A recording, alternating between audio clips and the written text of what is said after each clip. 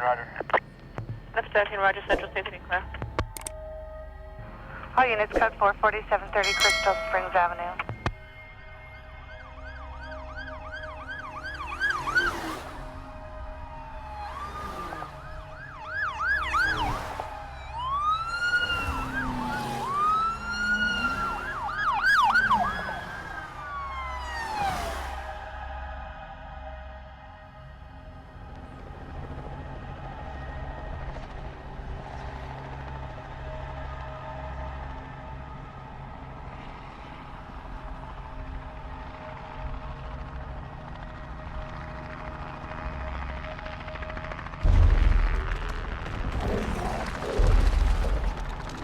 I was running straight towards the mines, with the army closely following behind me, on a helicopter, of all things.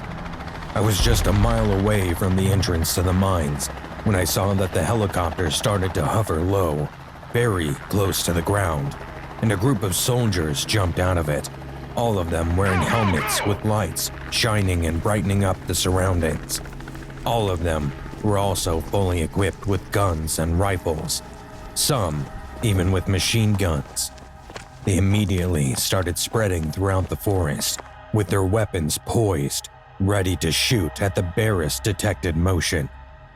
Fortunately for me, and unfortunately for them, they were too engrossed in their immediate surroundings when they landed, that they had missed spotting me ducking behind the tree nearest to me. And they also did not know that I had spotted them before they could be made aware of my presence, before they could block me from the entrance of the mines. I stood there, hidden behind the trees, as I watched them go off in my search.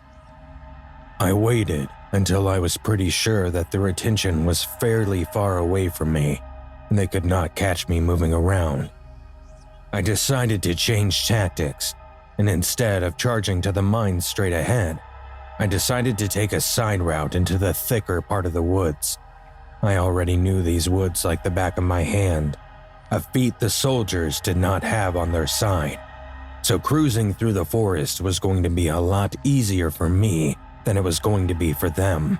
Even the thickest parts of the woods had seen me within them, and I knew how to breeze through them easily. With that thought in mind, I knew that they would not even notice that I was behind them, and even if they did by chance, I could easily shake them off my tail before they could come at me. As the last of their group was about to enter the dense forest, I saw one of the soldiers, the in charge of the whole operation, probably, raise his arm and signal the men behind him to spread out, and all of them followed his lead, immediately fanning out, going in different directions. I smirked to myself at that knowledge, thoroughly pleased by their stupidity. That was going to be their downfall, and I did not just guess that. I knew it. I was going to make sure of it. Throwing a quick last glance to them, I departed from my hiding place and took to the deep forest, moving slowly to make sure I was completely silent, at least for as long as I was still within their hearing range. I continued on my trek for another 10 minutes, leaping over sprouted roots and ducking under dangling branches, as to avoid hitting them or knocking them over, potentially grabbing the soldiers' attention. And despite my utmost care, that still happened. Not the knocking over part, but coming face to face with my hunters. Well, almost face to face. Fortunately, it came to a head before then. I heard footsteps of one of the soldiers approaching me in the thick forest. Now I was sure I could easily take him, especially if it was one-on-one without any weapons. But unfortunately, weapons were most definitely involved in the scenario I found myself in. The man was very well armed. If he was quick-witted, he would most definitely open fire as soon as he saw me. But still, I was not going to just sit there and wait for the attack. The best solution was to attack first, before he could get the chance to catch me unaware. I would have to lunge at the man before he could stumble upon me. I was waiting for the man to come just a little closer before I pounced at him, sniffing the air to keep a lookout for his scent, to check on the distance between us, when I noticed something peculiar. There was another scent mixing in the air.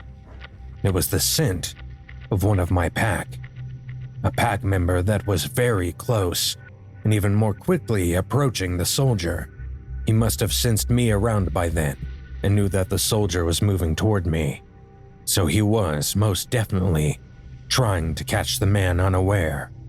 I looked up just in time to see the soldier breaking in my line of sight from out of the woods, and before he could turn towards me, the member of my pack lunged at him from behind, going directly for his jugular and ripped his head clean off his body. The man, now merely a dead body, fell to the ground, a fountain of blood spouting from his cut-off neck. He did manage to let out a scream before dying. So that was bad. His companions that were nearby had definitely heard the scream, and I could tell that they were heading towards us next, courtesy of my highly advanced sense of smell. There were 4 of them in total. What was good, however, was that another one of my companions had also heard the scream, and I could also tell that he was heading towards us too, again because of my highly sensitive nose. They reached my hiding place almost at the same time. The 2 of my pack members attacked all 4 of the soldiers at once, never even giving them a chance to use their weapons. All 4 of them were down, merely a shredded mess of blood and flesh, and they thought they could have us. I thought, biting back a low growl. I still did not want to attract any attention towards us. Unfortunately, the dying soldiers were doing a darn good job of attracting that said attention anyway. Their screams and the dying shrieks were attracting more of their kin towards us. Thankfully, they were scattered around, so most of them reached us alone in packs of 2 or 3s. A piece of cake for us, really. I, together with the rest of my pack, had started regaining the control of the forest as we continued to take out soldiers one by one and leave a bloody mess in our wake. Soon, the soldiers had also realized that they were turning into dead meat very quickly, especially because they had no sense of direction in the forest, and it was dark. Really, really dark. So the soldiers, far out in the woods, started yelling at one another about what to do next, giving orders. "Soldiers, back up now!" One of them shouted into the night. "Everyone, retreat to the caves, now!" Yelling orders and heading towards the mines in the south. We stood there, hidden behind the trees, and watched as the soldiers slowly started pulling back from the thick woods, and instead of retreating into the mines. Now we could attack them before they could get into the mines, but in that, there were chances that the others still coming out of the forest could open fire upon us and hurt us in the process. So it was not really safe to get out and finish them off when they had already cleaned out most of my pack before. It was already down to just 3 members in my pack. At least the ones alive and able to fight alongside of me. So instead, we decided to play the waiting game. They were already proving themselves to be idiots anyway, going into such close quarters, not knowing what lay ahead of them. It's going to be a sure death for all of you, I thought to myself, trying to come up with the best strategy to ensure that what I thought would also come true. And I did. I had gotten the best idea to make it happen. I was going to push them even further into the mines until they had nowhere and no one to turn to except my packmates and I, and death. I knew about all the different entrances into the mines, the ones that the soldiers were completely unaware of. I could easily use any of those entrances without them even knowing that I was in there with them, at least up until it would be too late for them. But where was the fun in that? So instead, I sent my pack members out into different parts of the mine as I decided to take another route to enter inside. I decided to take my human form for the next great adventure that I was going to have. I was not merely going to attack them when they would be so unaware. I was going to lure them further into the mines and let my pack ambush them. And for that, I was going to infiltrate them. I changed into the human form and grabbed a few clothes off a few of the bodies that we had taken down before. It was hard to find acceptable pieces of clothes from them, as most of them were torn to shreds, courtesy of all the claws and teeth that those clothes had gone through. So I had to search everyone and cherry-pick the articles of clothing from the dead bodies. After making sure that I could pass on as one of the lost humans, I got out of the woods and quietly followed the men inside. They had gotten a little deeper into the mines, so they hadn't noticed me entering. I sat low, deep in the mine, and out of clear sight of the soldiers, as their leader, or so-called commander, passed down orders to them. Everyone check your ammunition! The man was downright shouting at his people, clearly a little disturbed by the happenings, probably because he could tell that many of his men were missing from the gathered assembly, never to return again.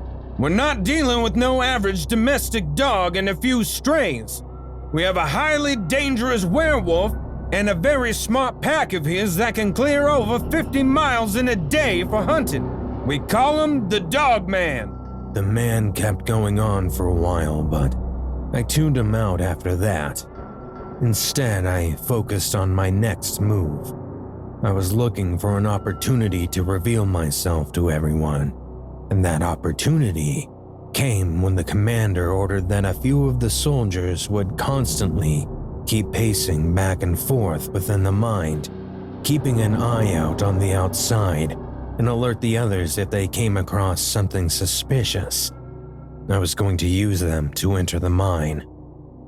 As the soldiers were coming towards the entrance of the mine for the next round, I came out of my hiding place and met them halfway there, acting as if I was just coming out of the woods from outside, pretending I was just taken and attacked by the Dogman and had just run away from them.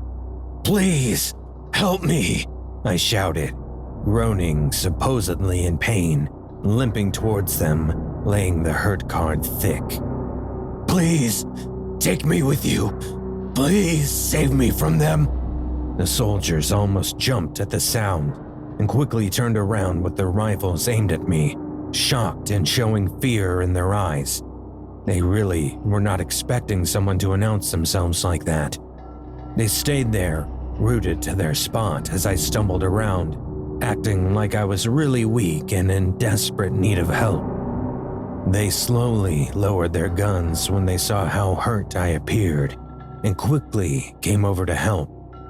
They helped me walk and took me back to their whole group. As everyone saw my clothes covered in blood, which was decidedly not mine, but my victims', everyone moved aside and vacated a space for me. One of the medics quickly came to my aid too. He sat down and checked on me as others hurried to cover my half-naked body with their jackets. The medic had no reason to doubt me. I was definitely supporting some scratches and gashes here and there, some old and some new. I, being a very non-human or half-human at the very least, creature, was not even feeling them, but a normal human would have definitely found them very painful and draining. That came in just handy for my situation. The doc was soon fussing over me, trying to treat all my various injuries. The one person who was not fussing over me, however, was probably their in charge, I assumed. Where the hell did you come from? How long have you been down here? Asked the commander again, shouting outright. I don't know. Maybe a few days or so, but please take me out of here. I hurried to reply, carefully injecting a copious amount of fear and desperation into my voice. There's something not human lurking down here, I whispered, my voice appropriately terrified and broken again. Something terrible and sinister. I continued on, making sure that they would believe my words and my accompanying story. I could tell that the commander was not immediately sold on my story and did not fully trust me, but he did not get to question me more, because as soon as I was done talking, we heard a loud howl coming from deep within the mines. Everyone immediately jumped with their weapons drawn, as if awoken from a trance or something. There was shock, disbelief, and murmurings in between the soldiers. I could clearly make out their words, suggesting that they had no idea that the creatures they were hunting could already be inside the mines. The thought hadn't even crossed their pitiful minds, and now that they were faced with the situation, they were terrified. One of the soldiers freaked out and fired off into the shadows, achieving nothing in return, except maybe more panic, because there were even more howls that came in answer to the gunshot. Now I knew there were 3 members of the pack in the mine in total, but the growls and howls were reverberating in the hollow mines quite a bit. It made them appear much larger in number. They definitely chose the best nooks and crannies to howl in, I thought smugly, feeling really proud of my packmates and their quick thinking. We're not gonna make it out of here alive, Sergeant! One of the soldiers screamed, and his scream was immediately followed by another howl. A dozen or so of the soldiers began to panic. I could even smell the fear on half of them. Most weren't even pretending to be overtly brave at this point. I could tell they had already accepted that they might not be getting out of there alive. The fear and resignation on their faces was a dead giveaway. Now we need to split up and search for another way out of here, soldiers, said the sergeant, and I could see protest taking the place of fear. Sir, I do not think splitting up right now is a very good idea, said one of the soldiers, trying to put some sense into him. His attempt was futile, however. Shut your damn pie hole, soldier. That's an order, the commander barked back.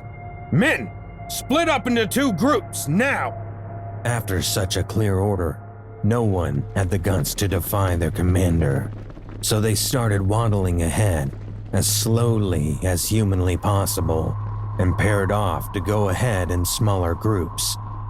I took it as a cue to perform a little more of my part. I was supposed to be a scared and battered man, after all, who had run away from the Dogman after a bloody encounter. So I went ahead and pretended to warn them of the dangers ahead and tried to convince them to stay. I was shut down, of course, by the commander. The man was adamant to lead everyone to their death. Not that he knew that just yet. Don't worry, all these men here are heavily trained. And besides, they have night vision goggles anyway to help them see in the dark. We'll be just fine, and we'll get rid of these creatures, said the commander, trying to reassure me and probably himself and his companions too, of their competence. We'll leave the doctor and a soldier here with you. Both of them are fully trained, so don't worry, you'll be all right, he added and gestured toward the 2 men that were now apparently allotted to me. Oh goody, I thought, my very own food. This night is just getting better and better. So that's how I got to stay behind, together with 2 others as we watched the rest of the soldiers walk off into the mines, pursuing the resonating howls that were rapidly increasing in frequency. My packmates were getting agitated and excited at the prospects of the new hunt, I could tell, and the stupid soldiers were walking right into their trap, ready to be their fresh meat, not having a single clue about what was waiting for them in the dark. And from then on, the game was on. It was just howls and odd gunfires here and there that kept the night alive from then on. And as time went by, it became excruciatingly clear whom the odds were in favor of. The screams that ripped through the night clearly did not belong to the creatures that were supposedly being hunted. They were decidedly human. Every hour, you could hear the screaming without any break. Every hour, you could hear one of my packmates take out a soldier or 2 of the opposing army. With the passage of time, every minute after minute, the 2 soldiers that I was left with started getting increasingly paranoid and scared. Very, very scared. And I was enjoying every single second of it. The terror on their faces was just increasing my anticipation. As the screams became less and less frequent, I could tell that my pack was moving closer into the mines, closer towards us. I knew then it was time. I walked a little way back in clear view of the remaining soldiers and took my wolf shape once again while staring right at them. I could see the 2 soldiers watching me in fear, their eyes wide in terror as I turned into a monster right in front of them. The Dogman, in their own words. My packmates joined me then, blood dripping from their mouths from their recent kills, as we turned towards the petrified soldiers, satisfied smirks on our faces. With a lunge, my pack and I feasted upon the 2 soldiers, ripping them both apart.